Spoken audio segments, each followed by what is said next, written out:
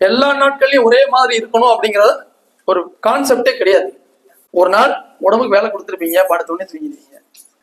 புத்திக்கும் மனசுக்கு வேலை கொடுக்குறீங்கனாலும் சரி, உடம்புக்கு வேலை கொடுத்தீங்கனாலும் சரி, குறைந்தபட்சம் 7 மணி நேரம் நீங்க கண்ணை மூடி படுத்திருக்கணும். தூக்கம் வருதோ வரலாம் அந்த கவலையெல்லாம் படக்கூடாது. 7 மணி நேரம் நீங்க படுத்திருக்கணும்.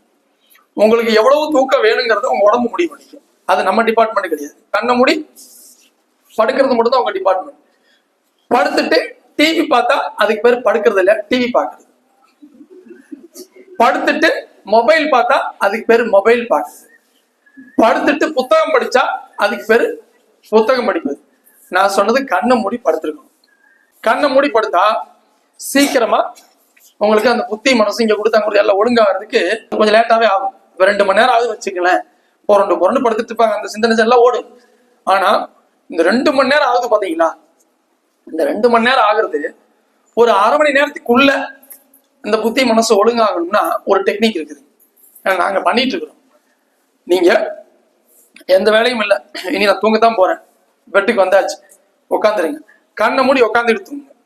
புத்தி மனசு ஒழுங்காயிருச்சு அப்படின்னா ஒரு சிம்டம் இருக்கும். அப்ப நீங்க படுத்துடலாம். என்ன பண்ண தெரியுமாங்க?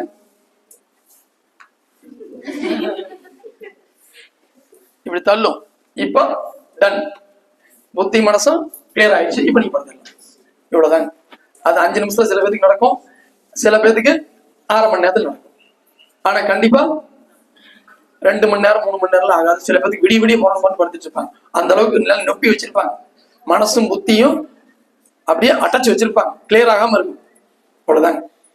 அப்ப தூக்கம்ங்கிறது நமக்கே நாளுக்கு நாள் மாறுபடும். தூக்கம் தேவையில்லைங்கிற ஒரு கான்செப்டை புரிஞ்சுக்கிட்டீங்கன்னா போதும். ஆனா எத்தனை மணி நேரம் படுக்கணுங்க? 7 மணி நேரம் படுக்கணும்.